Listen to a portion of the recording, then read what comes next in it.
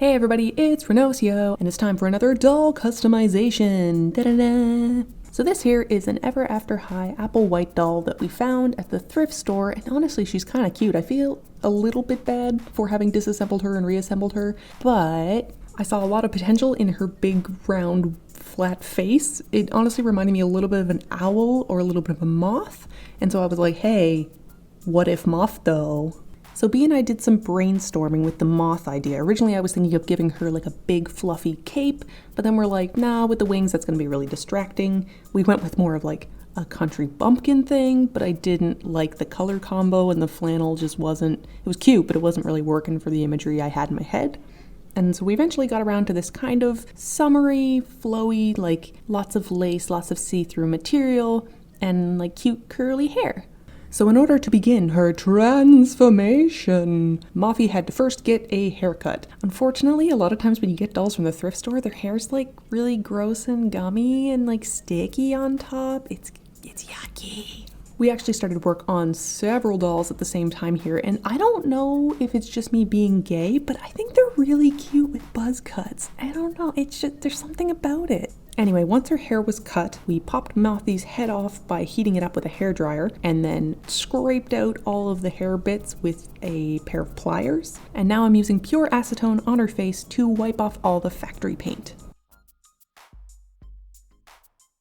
Since we already had an idea what kind of color scheme we were working with, I was able to start working on her yarn hair right off the bat. I was really excited to try rerooting, which is basically stabbing new hair into the doll head. So I unwound a whole bunch of acrylic yarn into long strands, then wrapped them on the end of this homemade rerooting tool, which is basically just a big needle that I cut with nail clippers and then jammed into the stem of an X-Acto knife. Pretty much works exactly the same. I had a couple of them break on me, but like, I figured it out now. So your boys got the big hate on for all these raised details on the doll bodies. I know they don't matter, but they bother me, so I sanded all of those off. Like, why would you put them on the bottom of the feet? That's so annoying!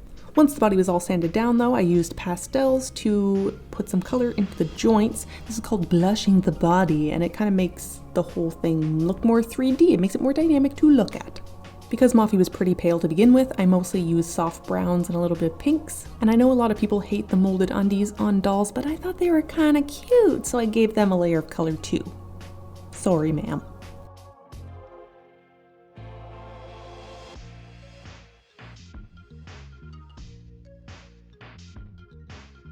The face-up is done with watercolor pencils and soft pastels, and you gotta build it up in layers between sprays of Mr. Super Clear.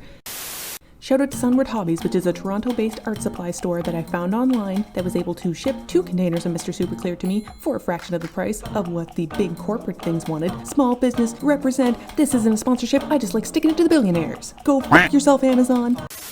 Which, by the way, is very toxic. You definitely need a proper filtration mask for this stuff, and you need to do it outside, which has been a little bit of a problem because we live in a cold climate. So I think actually in many cases the sealant didn't quite seal as much as it should have, so the colors I had a hard time getting on. Again, I stuck with a lot of browns and soft pinks, and I figured because most of Moffy's outfit was gonna be on the gray-brown side, that I'd give her a little pop of color with some green eyes.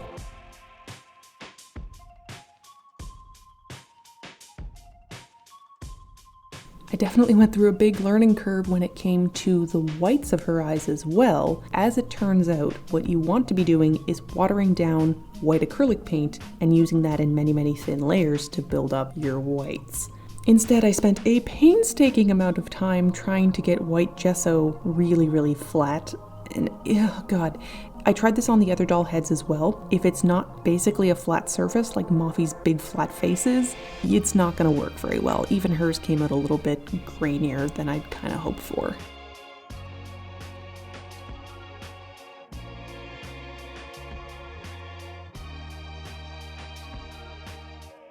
So last thing I did for the face-up was to put some Liquitex gloss varnish on her eyes.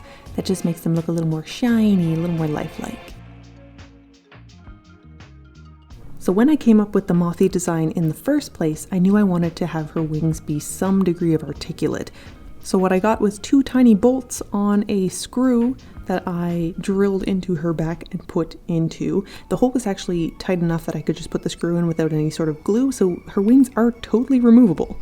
So the armatures are just made out of bent wire that I glued onto the nuts with epoxy glue, which one of them actually broke at one point, but then I glued it back together and it was fine. And you'll see in here I actually painted them because for some reason I was thinking that the fabric we got for the wings was opaque enough to show the wire. Anyway, I made mock-ups of the wings with some scrap fabric just to see what they were going to hang like, and then when I actually did make the proper fabric, I glued them on with epoxy as well. And then I was able to hide the entire contraption using fake fur that I glued at the top of her shoulders and then had wrap all the way around her body and fasten with little invisible clips on the opposite side. And basically because of the tight space that the nuts are in along the screw, you pose the wings and they just sort of hold themselves. So B made all the clothing for Moffy and we started with this adorable little lace shirt. It was a little bit tricky getting the strap around her back to fit because we didn't account for the wings, but we made it work! The pants were also a hassle. B must have made like 4 or 5 different pairs of pants, and like she got one that really worked and then I got paint on them.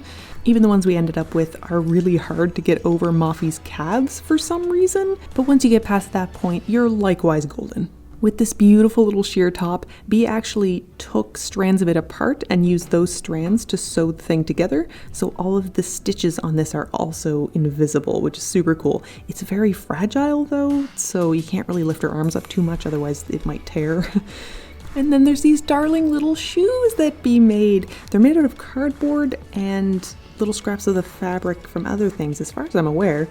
And while they are a little bit big on her feet, she is actually able to stand quite well in them. It wasn't in our designs, but B also made her this really cute little satchel purse thing.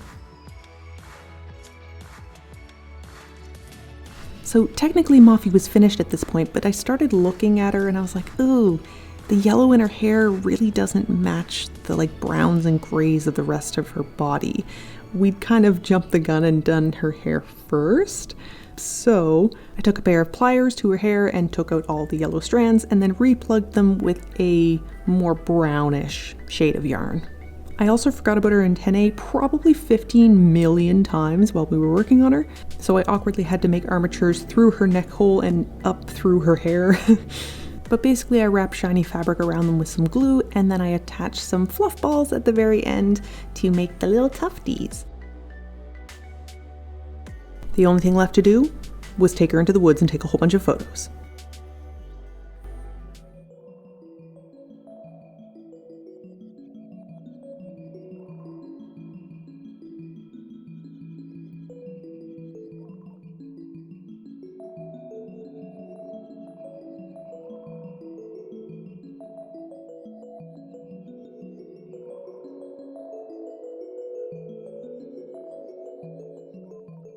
Oh, and I should formally introduce you. Everybody, Moffra, or Moffy, everybody else.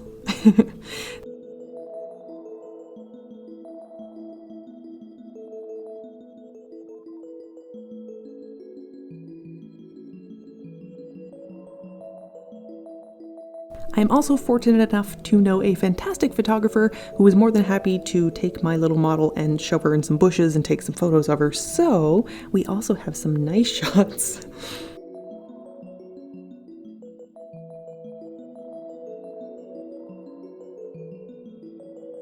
Thanks for watching, guys. If you like this video, please do let me know in one way or another, and if you'd like to stick around to see more of this kind of stuff, feel free to stub Stubby, and I'll be around. Thanks, guys. Later.